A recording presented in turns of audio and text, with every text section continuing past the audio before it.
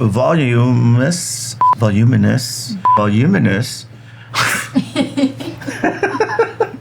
Is that how you say it?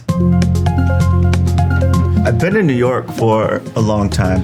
I fucking hate this place. But I also fucking love this place. It's a total shithole, but at the same time, it's full of life and inspiration, and it's a beautiful shithole. New York is it's like the willpower. Like, if you don't want to do it, go home. Like, move back home or move out the city. I think that the most difficult challenge so far has been having to grapple with the entrepreneurial side of having a brand. Having to adopt a lot of the skills and the language of a founder and a business owner has been really difficult. I think what I enjoy about, I just lost my train of thought, went in and out. What was the question again? Great. My name is Elena Velez. I am the creative director of the eponymous label, Elena Velez. My name is Edwin Thompson. I am the designer and creative director of Theophilio. I'm Willie Chavarria, and I am a men's... How is everyone else doing it? Is it like, hi, I'm Willie Chavarria, and I'm a fashion designer. Based out of Brooklyn, New York. Brooklyn, New York. Based here in New York City, as well as in Milwaukee, Wisconsin. I don't think that there was ever a really specific moment when I decided that I wanted to work in fashion. For me, it was always just a craft-based obsession that I had since youth. I consider fashion as an artistic medium. When I think of fashion, I think of an artist. I've always been artistically inclined ever since I was a child, like drawing, sketching, painting. I was always obsessed with clothing. I would see address books at the dollar store, and I thought that it was a dress book. So I would draw like little dresses and little clothes in there. I didn't realize that there was an economy or an industry around fashion until much later. Later, I went to art school in San Francisco and got a part-time job working for Joe Boxer. That is when I realized, like, oh my God, I could make some money off of this. My high school didn't have a fashion program. Then I was like, why don't we come up with a fashion club? I think that was like my first fashion show. It was amazing to lead a community of individuals. From that, I grew a very deep connection with clothing, and I just saw how it was such an amazing tool to have conversations, important conversations. The through line of the brand is very much about my identity growing up in the Midwest as the daughter of a single mother who was a ship captain on the Great Lakes. Growing up in Milwaukee, Wisconsin, a lot of the female influences that I had were very much opposed to the delicate and the feminine woman of New York City. For me, it is very important to explore the multiplicity of womanhood. It's becoming increasingly difficult in 2022 to be able to hold multiple truths. And the womanhood that I like to portray through my collections is the saint and the sinner at the same time. You know, she's the virgin mother and she's also the whore and the harlot. A lot of the quintessential styles of the brand are these parachute dresses. They're like very aggressively delicate quality. There's something really special about a maker who has something to say so urgently that it like surpasses the tools that they have to communicate it with. This is Milwaukee steel. Metal and steel is a huge cultural output of Milwaukee, Wisconsin, where I'm from. And so getting to work with welders and machinists and fabricators to really revisit the craft and to turn it into something new and special for today and for the fashion industry is something that I love to do. I grew up in California. It was very much migrant workers. My dad was a lettuce picker. That's actually why I have this tattoo of my dad on a horse in a field of lettuce. The brand ultimately is a vessel for delivering a much higher power message than just like the actual clothing. I've always been fascinated with masculinity and femininity. I think what's wonderful about today is there's all this in between that's being realized. And I love to celebrate masculinity in a way that can be queer, can be straight, can be a trans male. Queer people trip out on it just as much as straight people trip out on it. I love this traditionally masculine workwear styles. And a workwear skirt. So you have this look that's like really challenging the stereotypical identity. I'm not sure if this is gonna go on the runway, but it's like sportswear meets some kind of beach terry cloth thing. This is just a very, very easy, basic, like puffer, minimal garment. It's all about the silhouette. First of all, silhouette to me is probably the most important thing in fashion. Sometimes I'll even design just in silhouette and just fill it in black. One of the things about silhouette is the influence of Chicano culture.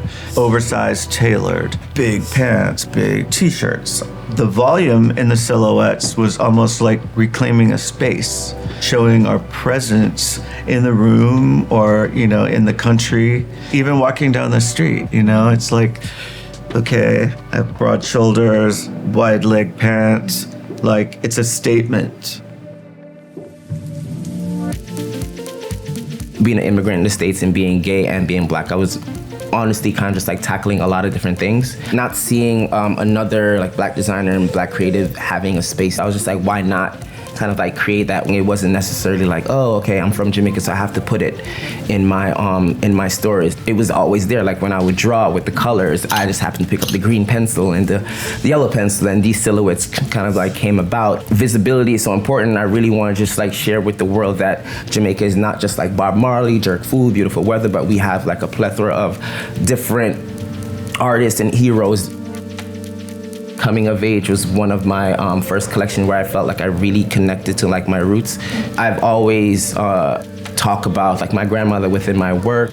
She was the reason I came here and I was able to kind of just like see the world. And, like I remember as a kid like going to church, like how these church hats were just like a thing. You have to do your best Sunday outfits. But this is one of my favorite pieces. But this guy's gonna be white satin with this like gold buttons done by Johnny Nelson. The peak lapels, I'm such a fan because it reminded me of like the jacket my dad wore when he got married to my mom in 2005. It's our first fall collections on Essence. I did name this like the two-tone pant, but it's more of like a stripe. So that's what we're gonna go for now. So this is the stripe pants, and we also are gonna be introducing yellow. And then we also have red. Growing up, red was like my favorite color. It reminds me of just like, conviction and purpose and tenacity and like, hey, I'm here. Like, this is going to be a piece for summer for sure. The Bad Gal knit set. She is going to Trader Joe's, going to have drinks with her girlfriends. And the thing about this skirt, you can pull it up, whereas high waist, and you can bring it down, so you can be modest. Last season, we really defined the girl, and then this season, we're starting to dig a little bit deeper into, her frustrations, her passions, her sexuality. I think authentic fashion can only exist when it's informed by an authentic subculture. And for me growing up, I never really found my tribe. So this is really me trying to create that tribe. And I think the brand exists as a little bit of a smoke signal to other creatives who share in the universe of values and aesthetics that we put out into the world. The community that I'm part of shares a lot of the values and the influence of the world that I come from in the Midwest, outside of the creative capitals. I think a lot of the people that are, influencers to the brand don't even consider themselves artists or creatives. They are fabricators, machinists, and welders, and being able to apply a little bit of art direction to what they do and to, repivot it back towards a luxury consumer is very punk in a way. My last show was very much about celebrating the many different parts of the Latinx world. This hot, straight, shirtless guy come out first on the runway. And then later we had Jason Rodriguez come out from Pose, and he was very, very femme. This next show, I want to be a surprising departure from where I've been. I don't want to get locked into one sort of identity for my brand. It's going to be a very dark side to it. I'm not going to fuck around. It's going to be very real. This is a rough outline of the next season, spring 23. We're still like in the very early stages of casting. You know, a lot of the people that are in the shows are like part of the family, so to speak. And then we do street casting. We look for personality and we look for presence.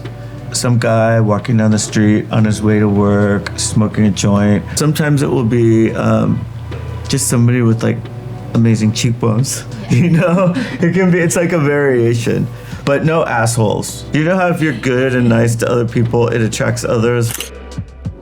I love the community that my brand has built. This is the label I decided was going to be the complete, full expression of who I was.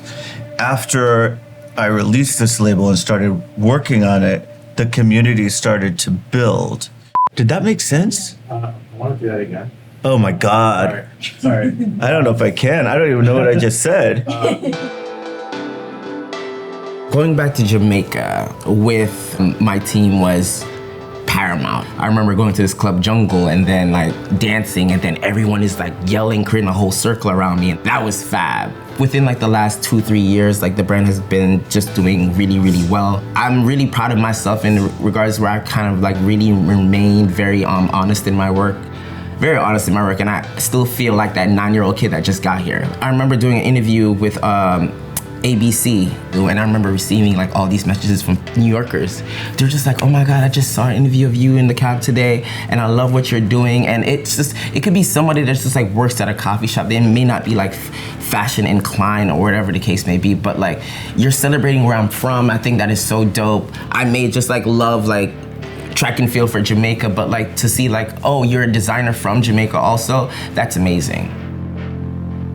I think the biggest misconception that people have about my job is that I spend all day just, you know, indulging in fashion and culture and just drawing and sketching, whereas the reality of what I do as a founder and as a business person is to oversee and to delegate and make sure that everything is in alignment with the vision that we're trying to communicate. The biggest misconception about being a fashion designer is that it's just being a designer. A lot of people think that it's, standing at an easel sketching, but it's usually just sketching in a car when you're like late for a meeting or deciding the silhouette will be this because of the width of the fabric that you have to deal with. Coming up with the design is like 0.0001% of the job. And the rest is like a hustle. I'm realizing that talent accounts for so little in the industry, unfortunately, and a lot of it does have to do with the patience and the endurance that you have to continue to push past all of, the financial, the bureaucratic, the political landscape to say what you want to say. As soon as I make money, I put it right into the brand. Like I just like feed it. I was just like, I can eat later, but like we have to take care of this. Like when I first moved here, like in 2014, like I feel like that 8 months was like the worst year of my life. I lived in the Bronx roughly for about 8 months. Over 90% of the crew members are like Jamaican. And I was just like, oh my God, I found my people. And I was like, it was so important. It was so important. The financial challenge is always the biggest challenge in New York City. Just because the city's so fucking expensive. It's really, really hard, but there's no other city to be in right now. This is where everything is. It is not an easy business. If you do it, you have to make damn sure you love it.